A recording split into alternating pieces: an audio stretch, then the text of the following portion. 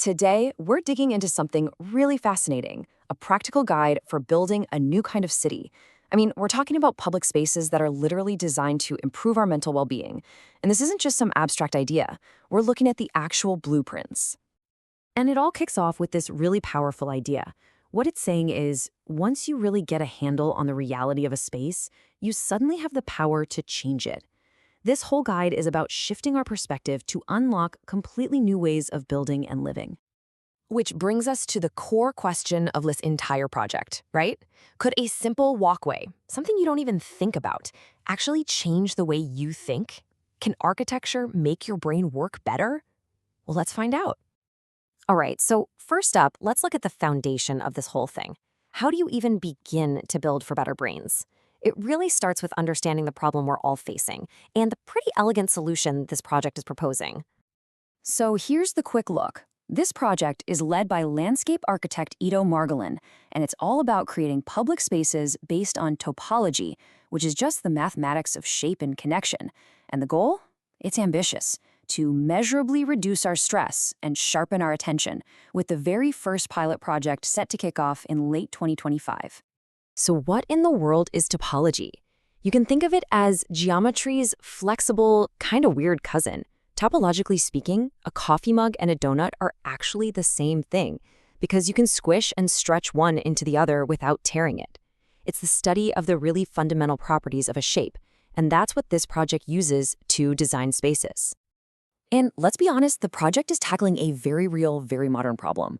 Our cities, our parks, even our digital spaces, they're often chaotic. They can just overload our senses, cranking up our stress and completely shattering our ability to focus. So the guide's solution is to design spaces that do the exact opposite. Instead of causing distraction, they're meant to create a gentle cognitive flip. That brief, surprising moment that subtly resets your perception. It's like when you suddenly see a familiar object in a totally new way. The goal here is to use design to measurably improve your mental state. So how do you take an abstract math idea and turn it into something you can actually build? Well, that's where the topological toolkit comes in. Think of it as the design language for this entire city. Okay, this toolkit is cool because it connects every single design choice directly to a biological outcome. Let's take T1, for example. The rule is to use non-orientable forms, like a Mobius strip. The target? To increase your heart rate variability, or HRV. Now, a higher HRV basically means your nervous system is more relaxed and adaptable. It's a direct measurement of lower stress. Every principle you see here has a similar measurable goal. And this design language generates a whole set of potential structures. You've got the Mobius mind walk, which is ready to build right now, but there are also concepts for a Klein bottle outlook, where you'd walk on a surface with no distinct inside or outside, and even a fractal canopy roof. And these aren't just sculptures, they're meant to be functional pieces of architecture. So, how does this all move from theory into the real world? It all starts with one single, buildable pilot project, the Mobius Mind Walk.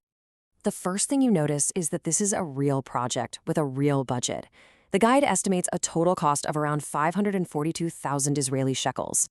See, this isn't some billion-dollar fantasy. It's a concrete, actually achievable starting point.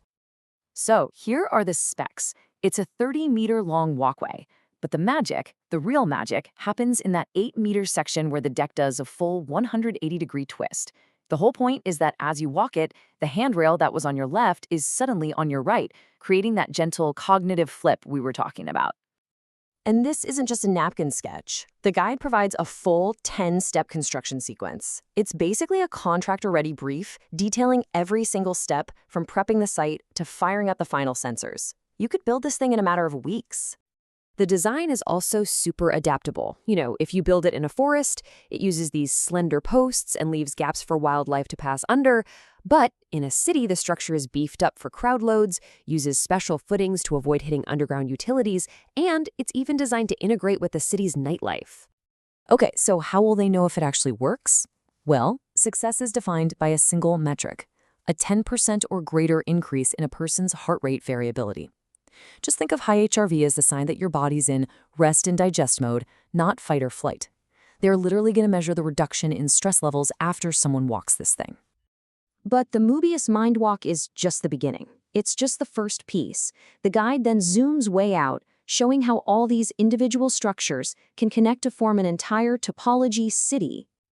At the heart of this bigger vision is something called the spark grid. Imagine a network of 520 solar-powered posts spread out across the district. These posts basically act as the city's nervous system, collecting anonymized biometric data and then tweaking the light and sound of the environment in real time to optimize it for our well-being. And there's a clear roadmap. It all starts in 2025 with the Mobius pilot. If that hits its target, they'll add the Klein and fractal structures, this time aiming to increase how long people actually choose to stay in the space. And by 2030, the goal is to have a complete grid, creating a net zero energy city block. So, how does a massive vision like this actually get off the ground? The guide's conclusion brings it all back to the individual, laying out the core principles that make it possible for literally anyone to contribute. This whole thing is built on a foundation of 3 core principles.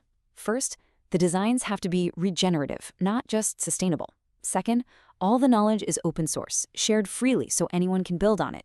And most importantly, these spaces have to create a feeling of psychological safety. And the guide's call to action is so simple and powerful. It just says, the first step is to take a strip of paper, give it a half twist, and tape the ends together. Just by making a simple Mobius strip, you've already taken the first step toward understanding this new kind of space. The guide ends on this incredible thought. Just build that first small loop. Let people experience it, let the sensors gather data. That initial spark contains everything the city needs to learn, grow, and evolve on its own. The Topology City Field Guide is really both a manifesto and a manual for a future where our cities are actually designed for our well-being. You can find the whole guide online, and because it's open source, you're free to download it, share it, and even build upon it yourself.